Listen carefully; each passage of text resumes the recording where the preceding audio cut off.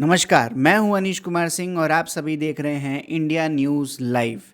नेपाल की सड़कों पर आज जो हलचल है वो सिर्फ एक सोशल मीडिया बैन का सवाल नहीं है। ये कहानी है एक नए युग की, एक ऐसे जनरेशन की जो ना सिर्फ अपने लिए बल्कि अपने देश के लिए भी आवाज़ उठा रहे हैं। आज के इस एनालिसिस में हम इस नेपाल प्रोटेस्ट के रीजंस, इसके रूट्स और इसके इंडिया के ऊपर होने वाले इम्प्लीकेशंस को समझेंगे। 4 सितंबर 2025 को नेपाल सरकार ने एक बड़ा कदम उठाया। फेसबुक, व्हाट्सएप, ट्विटर, इंस्टाग्राम जैसे 26 सोशल मीडिया ऐप्स को बैन कर दिया।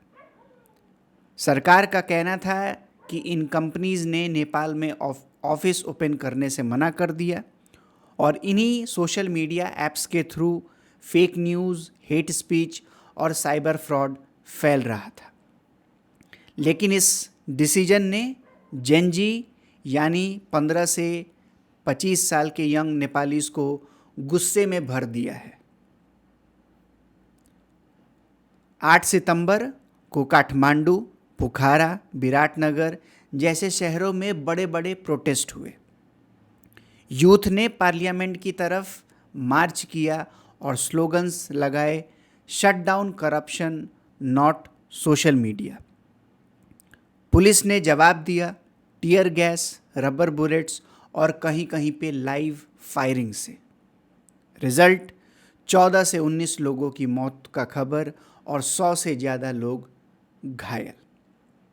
चलिए इस मुद्दे के रूट्स में जाते हैं। फरवरी 2025 में जब नेपाल सरकार ने एक सोशल मीडिया बिल प्रपोज किया था, तभी इसका विरोध शुरू हो गया था। मैतीगर मंडल ने नेपाल स्टूडेंट्स यूनियन, जो रूलिंग नेपाल कांग्रेस के स्टूडेंट विंग है, ने इसका प्रोटेस्ट किया था। उन्होंने स्लोगन्स दिया, रेगुलेशन चाहिए, कंट्रोल नहीं, और कहा a government that fierce question is dangerous. यानी कि अपने ही पार्टी के अगेंस्ट उनके स्टूडेंट लीडर्स उतरकर सामने आए। ये था पहला संकट कि यूथ खामोश नहीं बैठने वाले। इसके अलावा सोशल मीडिया आज के यंग जनरेशन के रोजी रोटी, उनके एजुकेशन और आवाज़ का जरिया है। उसको बंद करना यानी कि उनके लिए उनकी दुनिया को तोड़ने जैसा है।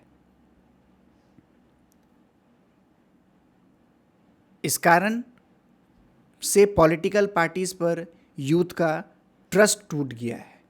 उन्हें लगता है करप्शन और नेपोटिज्म ने नेपाल का फ्यूचर खराब कर दिया है।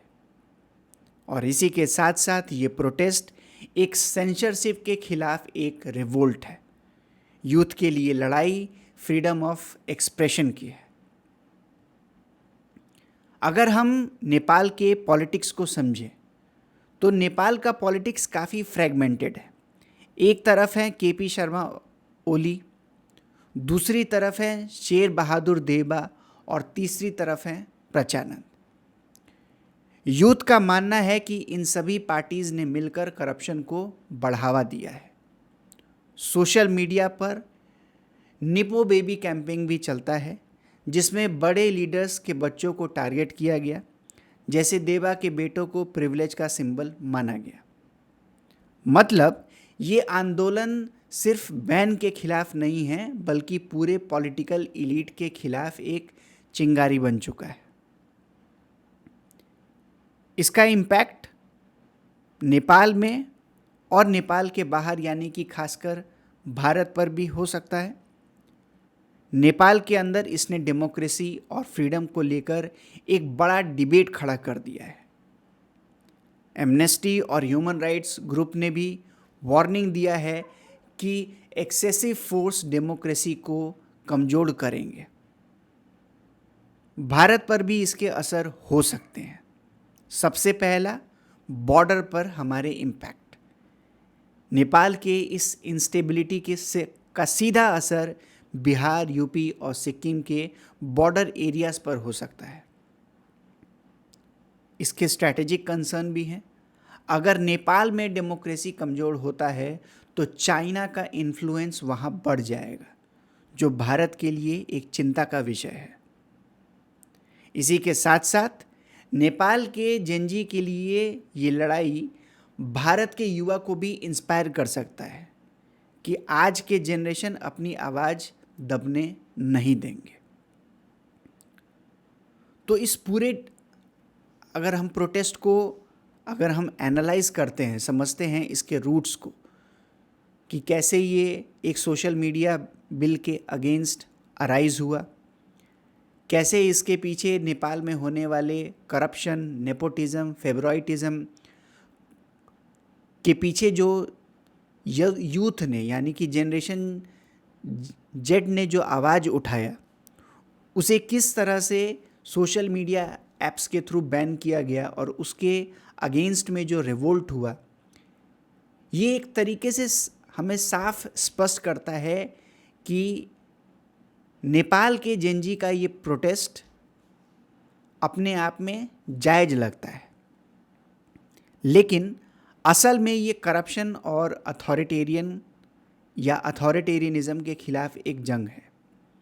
ये मूवमेंट नेपाल के फ्यूचर का दिशा तय करेगा और भारत के लिए भी एक रिमाइंडर है कि आज के युवा अपने हक के लिए, अपने राइट्स के लिए और अपनी आवाज़ लेने के लिए किसी भी हद तक जा सकते हैं। आपको क्या लगता है कि आखिर नेपाल में ये जो प्रोटेस्ट हो रहा है, क्या ये इनके इंटरनल इश्यूज़ के कारण से हुआ है या इसके पीछे कोई एक इंटरनेशनल एंगल है, कोई एक इंटरनेशनल रैमिफिकेशन है जो कि वर्ल्ड के पॉलिटिक्स और वर्ल्ड के ऑर्डर को बदलना चाहता है?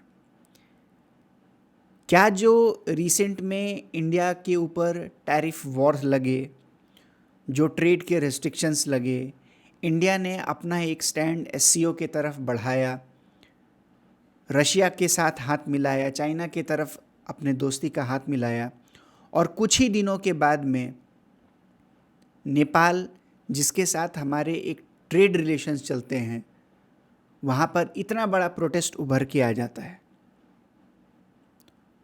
तो क्या ये किसी डीपर स्ट्रैटेजिक और सिक्योरिटी कंसर्न को रेस करता है इंडिया के लिए? अगर आपके व्यूज़ में अगर हाँ हैं तो आप अपने विचारों को अपने कमेंट्स में लिखिए, बताइए कि किस तरह से ये मुद्दा इंडिया के नेशनल इंटरेस्ट, सिक्योरिटी के इंटरेस्ट या फिर इकोनॉमिक इंटरेस्ट को हार्म कर सकता है। हम इसके ऊपर चर्चा करते रहेंगे। खबर ये भी सुनने में आ रहा है कि नेपाल के होम मिनिस्टर ने अपना रेजिग्नेशन टेंडर कर दिया है। इससे इंडिया और नेपाल के खास करके जो बॉर्डर रिलेशंस हैं, क्योंकि इंडिया और नेपाल के जो बॉर्डर हैं वो अपने आप में पोरस हैं, उनमें कोई फेंसिंग नहीं है। ट्रेड रिलेशंस और ह्यूमंस का मूवमेंट काफ़ी स्मूथ होता है इन कंपैरिजन टू अगर हम अदर बॉर्डर्स को अगर देखें तो यहाँ पे जो मूवमेंट है वो काफ़ी स्मूथ है। तो क्या इससे इंडिया के ट्रेड रिलेशन में इम्पैक्ट हो सकता है? अगर आपको ये एनालिसिस अगर पसंद आया हो तो आप इस चैनल को ज़रूर लाइक, शेयर और सब्सक्राइब करें और जुड़े रहें, ताकि हम आप तक और ऐसे एनालिटिकल खबर लाते रहेंगे और इस टॉपिक के ऊपर नेक्स्ट अपडेट्स देते रहेंगे। तब तक के लिए धन्यवाद। जय हिंद, जय भारत।